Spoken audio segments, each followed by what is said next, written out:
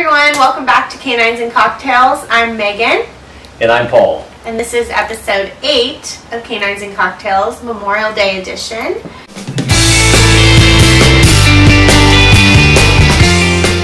It's almost the start of summer and Memorial Day weekend is just around the corner. So we made Patriot Juice, is what we're calling it, but it's just a standard cranberry vodka with a little bit of fresh lemon squeezed into it. Cheers. Cheers. Delicious. It's always refreshing. It's an easy cocktail to make. It's one of my personal favorites. Sometimes you don't need a lot of ingredients to make a good cocktail. So these are actually glasses I got from my dad for Christmas.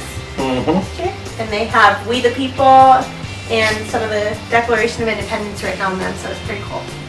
Yes, it is. So today we're actually going to be talking about some summertime topics with the weather heating up, the fact that dogs eat less in the summertime, and we're going to just go into kind of some general feeding guidelines for your pup this summer.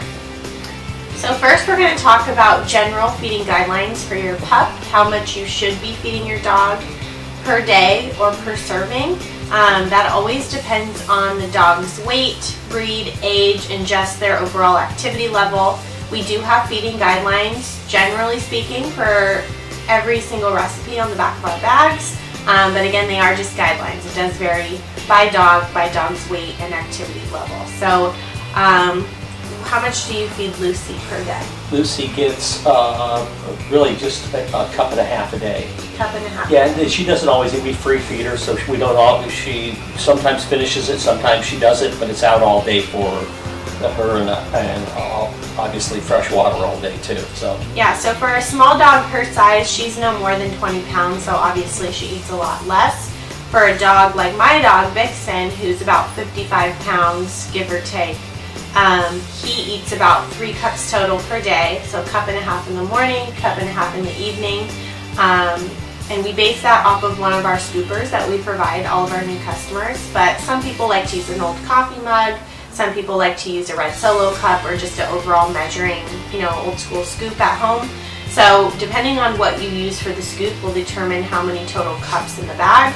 But our bags do have 120 cups total based on an 8-ounce cup serving size. So if you divide 120 cups, for my example, 3 cups a day, that lasts about 40 days for that one 30-pound bag. we are required by AFCO and the FDA to have feeding guidelines on our bags. As I'll repeat one more time, they are guidelines, and they would rather have us show overfeeding than underfeeding of dogs. With Nature Select, you don't have to feed your dog as much as you would if you fed another cheaper formula, for example. Yeah, but follow, if it makes you more comfortable, follow with the practice you had with the food you were using prior.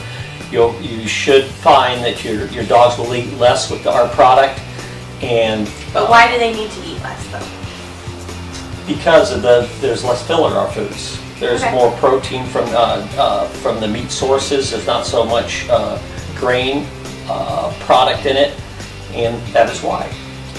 Something else to keep in mind as well is if your dog is underweight or overweight, that will determine how many cups per day you should be feeding. So obviously if your dog's underweight, maybe increase it by half a cup to a quarter cup depending on your dog's size, just to see they can gain their weight back. Or if the reverse is true, you want to cut back a little bit because your dog's overweight. Yep. Do it by half a cup or so and see what the progress is. Of course, you do have to make sure you exercise them as well, cut back on any high-calorie treats and stuff like that. Generally, you will find if you follow our guidelines, directions, you'll find that your dog's probably putting on maybe a good chance he'll put on a little bit of weight doing that. So, like Megan was saying, you can start reducing it. The guidelines we have to have at a certain level, like we said earlier, and you just got to always keep in mind they are guidelines. Another popular topic or question that we get a lot from customers is they panic when it starts to get hot in the summer months. Oh my gosh, my dog is not eating or is eating way less than they normally do throughout the other times of the year. A lot of it has to do with just the hot weather. Their appetite's not as strong. Obviously, if it's a hotter day and they're outside and they're laying down more than running around, they're not burning as much calories. They get lethargic. Yeah, so they're just not going to eat. It's not crazy. Obviously, if your dog stops eating altogether or it's super drastic overnight, that's a situation that you want to get checked out with your vet just to rule out any situations. But if it's just a little bit less, or they kind of just seem like, they're not as interested, I wouldn't worry about it too much in the summer months. Generally 10 to 15% is what they cut back on, is what we've seen like in sales and stuff, because we monitor this. The hotter the summer, the more we see it. And cooler the summer, we don't see much of any change. Another topic we get a lot or questions about is kind of just general summer safety and what to keep in mind. Obviously, you want to make sure you always keep your dog super hydrated.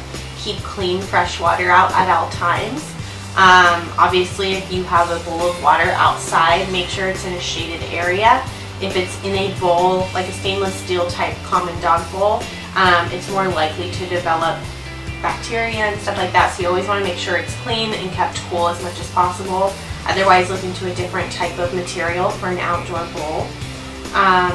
And obviously making sure your dog has access to plenty of shade so they can escape the heat if you leave them at home during the day. And always keep your dog home if you're doing errands, even if it's a quick 5 minutes in and out of the store.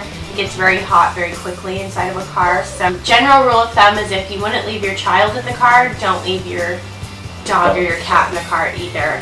Again, even for a couple minutes, it gets really hot. They have no way of talking to you that they're uncomfortable. So better to just leave your dog at home during those summer errands. I've never seen a cat in a car, other than if they're coming back from the veterinarian. So hey, you never know. You don't know. I've seen people walk their cats. So I have too. No, I think that's cool. But cats I haven't generally seen in cars too often. But anyways, it's just a little topic we have here. We love cats, we love dogs.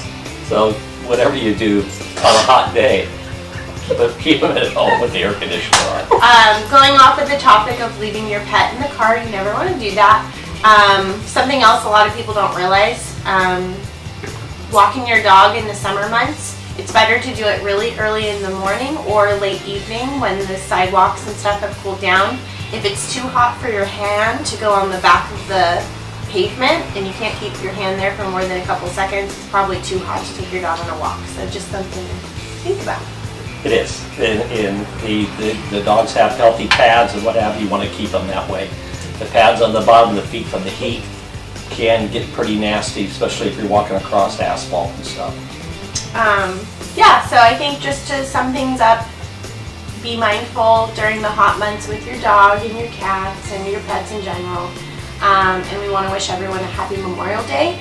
We're really thankful for all of our U.S. veterans, past, present, and future, for protecting our country. So yes, no matter how you celebrate Memorial Day, be safe out there, and we will see you next time.